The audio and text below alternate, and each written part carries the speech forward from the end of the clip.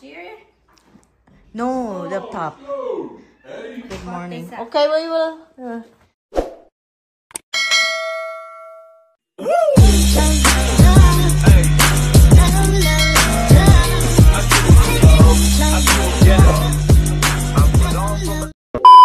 Good morning. Outfit check for Cassie. Nice. Bye. I'm coming, don't worry. Good morning, guys. So, tara. Hatid na muna sila natin sila sa school nila, no?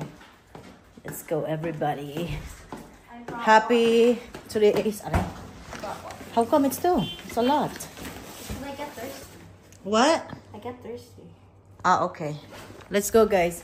Happy, ano pala ngayon? Happy Tuesday.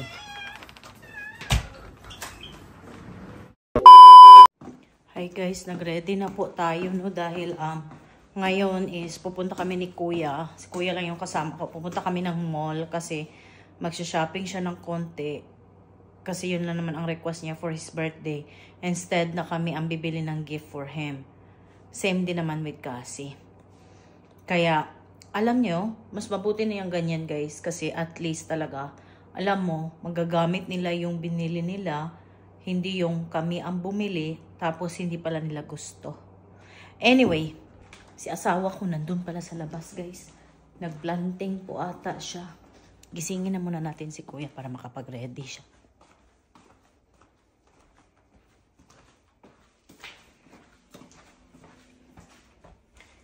Ken, time to wake up and get ready, okay? Alright. Guys, andito na po kami sa mall, no? Inaantay lang namin. Well, it's already 10 o'clock kasi 10 o'clock ng umaga po sila mag-open. But we have to wait a little bit para talaga perfect. And they're open.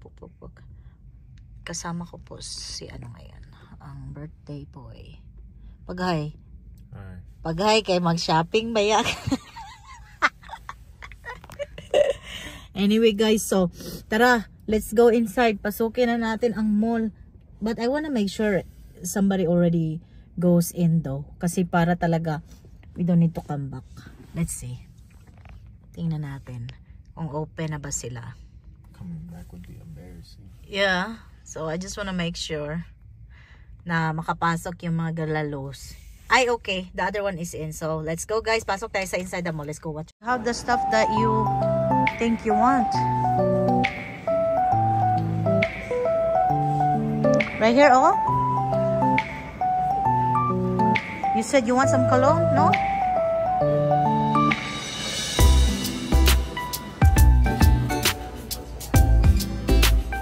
There we go. Thanks.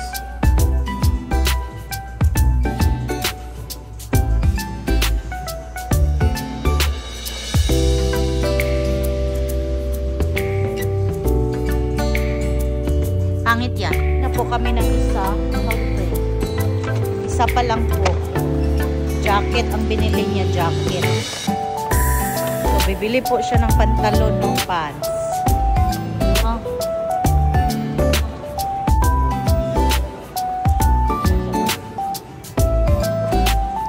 Go to the pants first.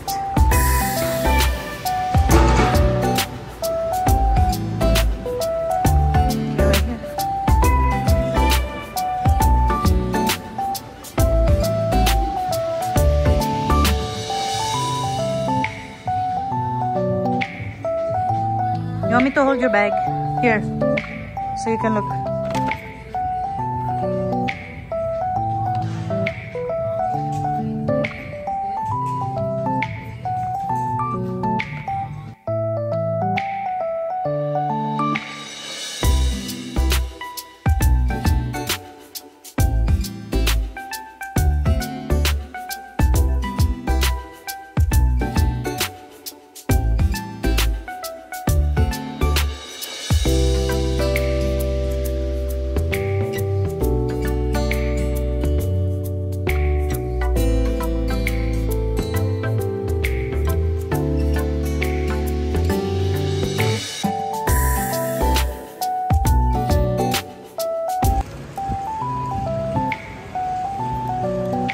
Go, get going. You're an actor, right? Yan ang pinabili niya, guys.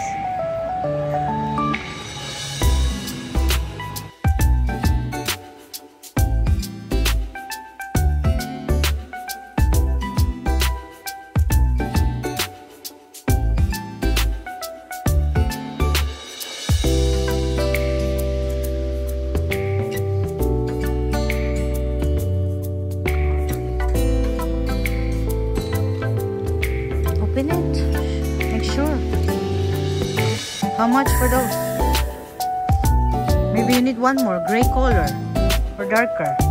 How much for that thing? Where's the other one? Are they on sale right now? Okay. Find another color. Just one. Are you sure? Kain tayo, guys. Gutom ang siya pero ni Ken. Oh, they have pretty nice stuff. Dito na naman po kami sa Tilis.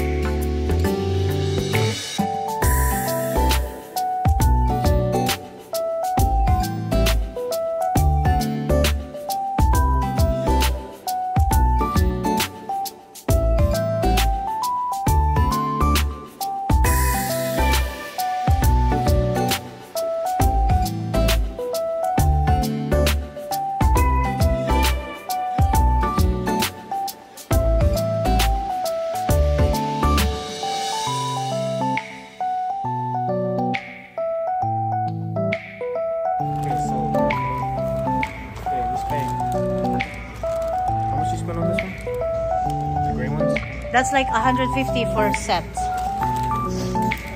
Plus 35 bucks. This one. So, 180. And then this one, 25. 200. Then this one, 54.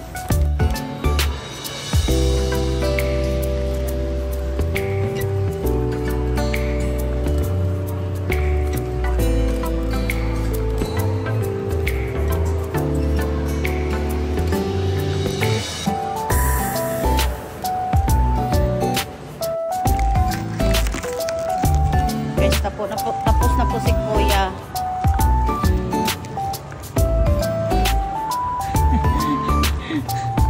Pamili na po siya. Tara, kain tayo.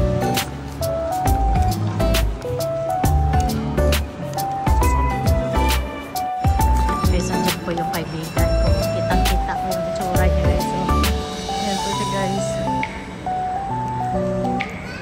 Ayan po siya. Ina po siya. Okay, let's go. So what can you say about your birthday shopping? It was good. Are you happy? All right. You got what you want? Yeah. You got what you need? Mm-hmm. All right. So guys, uwi na po kami, guys. Let's go. A few moments later. Charot. Hey guys, dito na po kami sa bahay. Pero ang totoo is kanina pa po talaga kami dumating sa bahay, no? Hindi lang ako nakapag-vlog kasi wala naman din ng ganap eh. So, hindi ko pala na-film yung kausap ko yung friend ko doon sa Kobe fast food place kasi doon siya nagtatrabaho. She's one of my longest friend. First ever friend here in the US.